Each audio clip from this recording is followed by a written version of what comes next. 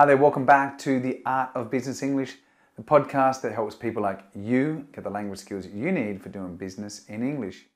I've got episode 180 today, and we're looking at part 3 of my mini-series into financial vocabulary.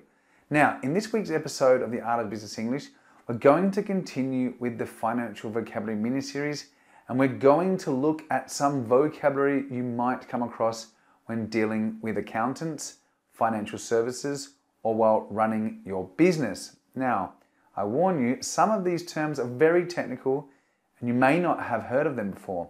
So, to help you understand these terms better, I provided the meaning as well as an example to put things into context. So the first one on my list is amortisation, and it means the process of reducing a cost or total in regular small amounts. So for example, applying amortisation helps companies reduce their taxable incomes, and that happens on investments, generally things that you've bought in the past. Next one is assets, and assets basically means the things you own. So these can be cash or something you can convert into cash, such as properties or vehicles, equipment and inventory.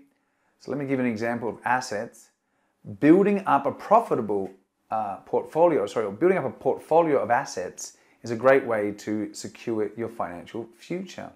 So that's what most people are trying to do, build up assets. Another one is intangible assets, and that means non-physical assets. So with no fixed value, such as goodwill and intellectual property rights. So let me leave with an example. Sometimes estimating the value of intangible assets, such as intellectual property, can be challenging. Another one is goodwill. Now, goodwill is an intangible asset that represents the value of a business's reputation. So your goodwill is very important.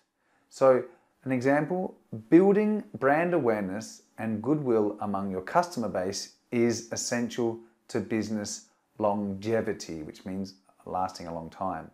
Let's look at the next one. That is encumbered.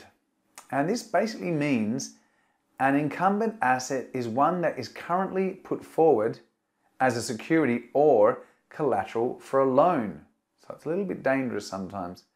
Using encumbered assets can be risky, especially when you're seeking loans for new investments that may not work out. So be careful with those encumbered assets. Next one is loan to value ratio, LVR, and that means the value of an asset related to the amount that the bank will lend someone to buy it. So in many cases, most lenders will restrict the loan to value ratio to about 60% and will require some amortization. Another one is benchmark, and a benchmark is a set of conditions against which you can measure a product or a business. So benchmarking is very important. So for example, average benchmark for crude oil and natural gas prices for the second quarter of 2021 and 2022 were high. The next one is bootstrapping. And bootstrapping is very popular now. It's very common. People use it a lot. It's quite fashionable.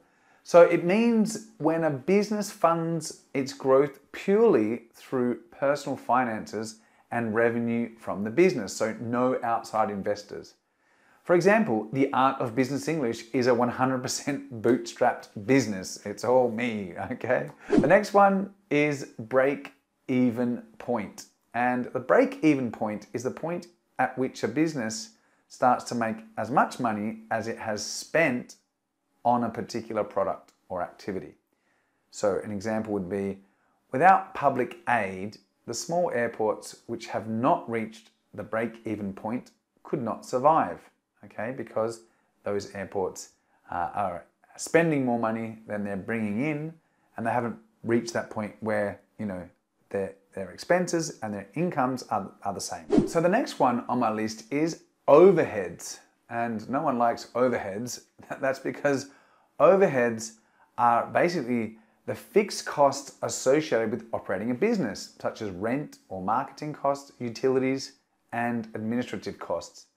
So for example, overheads are very high with brick and mortar businesses when compared with online e-commerce ones, because, you know, your e-commerce business especially if it's drop shipping. You don't have to pay rent, just have a website. Next one is drip pricing. And this is when one price is presented at the beginning of an online shopping experience and gradually increments, or the fees are gradually changed and increased and dripped over time as you progress through the payment process, okay? And you end up like with a larger amount at the end of the funnel, of this sales funnel, than what you thought at the beginning. So, you know, you drip prices. A drip is like water dropping, no? Drip, drip, drip. So it's gota gota in Spanish. And that means that, you know, you're adding a little bit each time as the customer progresses through the sales funnel.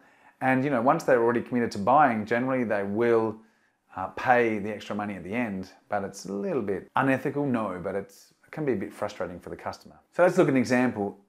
Be aware of misleading drip pricing practices when shopping online for services in the airline, ticketing, accommodation, and vehicle rental sectors.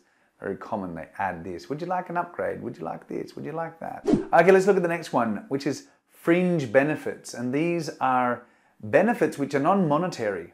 So things like a company car or maybe some medical insurance, things that, you know, you get as a plus to your salary, and often companies use them to entice or encourage employees to sign up to the company.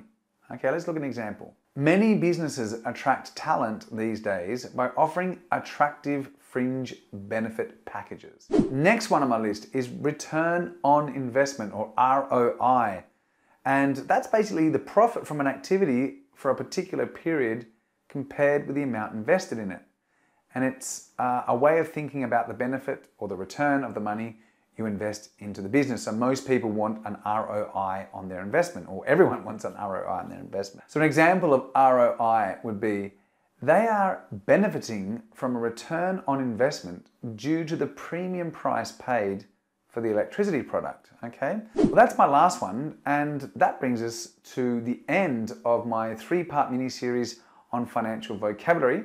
So I hope there are lots of new words in there that you've discovered, and you know, make sure that you stay posted for future updates. And of course, if you haven't subscribed to The Art of Business English, then of course, check us out, subscribe. You can subscribe through you know, iTunes, Spotify, other podcasting apps such as Google Play, I'm everywhere. So, you know, just log in, subscribe, and then why not also subscribe at my website. If you subscribe at the website, you'll get weekly updates when we release the episodes, which is very beneficial because then you don't even need to think about it. And you can check out all the blog posts, entries, and the transcripts, etc. And of course, if you do want to improve your range of vocabulary, why not pick up a copy of The Art of Business English ebook, which is called 500 Business Collocations for Everyday Use. And it's great because it also includes free download of all of the pronunciation. Well, that's it for me, people. I am off. Another episode done this week. I hope to see you all next week on The Art of Business English, and I look forward to having you there. So take care and bye for now.